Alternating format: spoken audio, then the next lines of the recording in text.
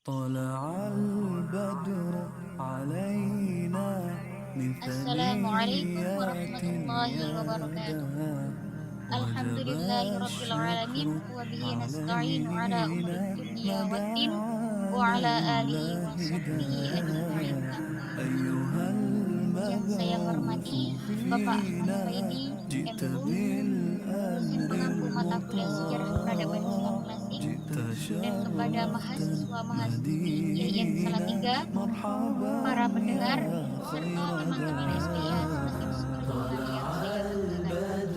Pertama dan yang paling utama, marilah kita panjatkan puji syukur kehadirat Allah Subhanahu wa Ta'ala, karena berkat nikmat serta rahmatnya kita masih diberi kesempatan untuk bertolabul ilmi, berjuang dan berperang melawan kegelapan kebodohan. Kedua kalinya, sholawat serta salam marilah kita sanjungkan kehadiran Nabi Agung Muhammad Sallallahu Alaihi Wasallam, sang motivator dan inspirator yang membawa peradaban dunia dari zaman jahiliyah menuju zaman yang cerah benderang, yaitu Nabi Muhammad.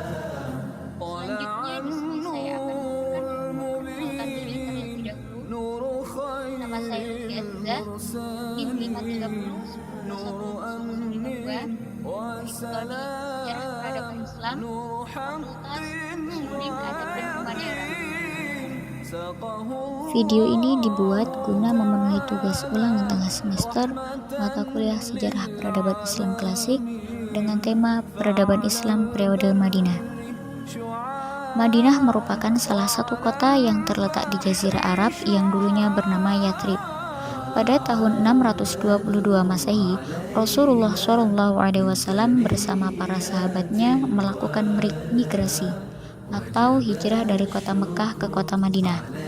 Ada berbagai alasan yang mendasari prosesi hijrah tersebut, di antaranya yaitu perintah Allah Subhanahu wa Ta'ala, semakin kejamnya kaum kafir Quraisy terhadap umat Islam di Mekah, dorongan dan ajakan kaum muslimin di Madinah sehingga ada harapan untuk pengembangan ajaran Islam di kota tersebut. Dalam proses hijrah ini, Nabi Muhammad SAW mengajak para sahabat berhijrah dengan cara berpencar, agar para kaum kafir Quraisy tidak menaruh rasa curiga pada kaum muslim. Akan tetapi rencana tersebut tidak sesuai dengan yang diharapkan, sehingga Nabi Muhammad SAW harus berhenti dan bersembunyi di sebuah gua yang bernama Gua Thur.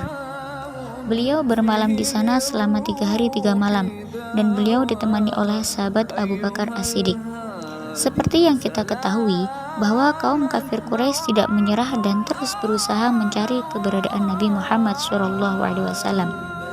Dan pada suatu ketika, orang-orang kafir tersebut sampai di depan pintu gua tempat Nabi Muhammad SAW bersembunyi. Akan tetapi atas izin Allah Subhanahu wa Ta'ala, orang-orang kafir tersebut tidak bisa menemukan Nabi dengan wasilah sarang laba-laba dan sarang burung yang terdapat di pintu gua, yang menggambarkan seolah-olah gua tersebut tidak pernah dimasuki siapapun. Selain itu, terdapat pula sebuah kisah tentang bukti cintanya Abu Bakar As-Siddiq terhadap Nabi Muhammad SAW, yaitu ketika Nabi Muhammad SAW tertidur di pangkuan Abu Bakar As-Siddiq. Ketika itu ada seekor kalajengking yang menggigit Abu Bakar As-Siddiq.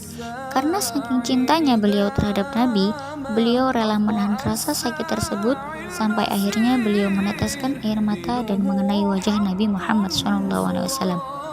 Sehingga Nabi Muhammad SAW pun terbangun dan terkejut melihat Abu Bakar yang rela menahan sakit karena ingin melindungi beliau. Setelah terlihat cukup aman, Nabi Muhammad SAW meneruskan perjalanannya bersama Abu Bakar As-Siddiq menuju Madinah. Kemudian setelah sampai di sebuah kota yang bernama Quba, Nabi Muhammad SAW beristirahat dan bermalam beberapa hari di sana, dan mendirikan sebuah masjid yang kemudian dikenal dengan Masjid Quba, yang mana masjid tersebut adalah masjid pertama yang ada di muka bumi dan merupakan salah satu strategi dakwah Nabi Muhammad SAW. Kemudian Rasulullah SAW pun melanjutkan perjalanannya dan sampai di kota Madinah pada tanggal 12 Rabiul Awal yang merupakan tanggal di mana beliau dulu dilahirkan. kaum Ansor yang ada di Madinah menyambut kedatangan Nabi Muhammad SAW dengan sukacita. Setelah kedatangan Nabi Muhammad, banyak peristiwa yang terjadi, yaitu peristiwa persaudaraan sahabat antara kaum Muhajirin Mekah dan kaum Ansor Madinah, terbentuknya aspek politik dan peranata sosial, pembangunan Masjid Nabawi, penetapan Piagam Madinah.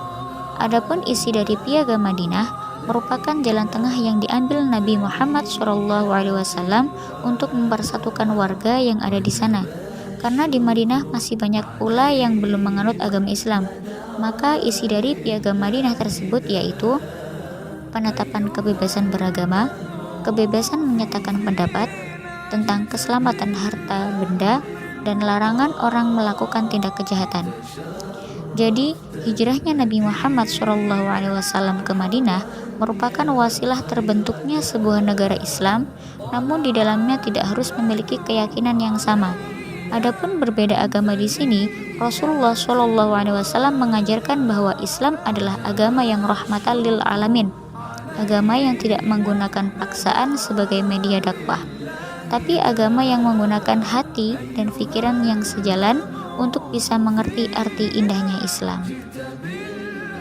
Demikianlah materi yang dapat saya sampaikan.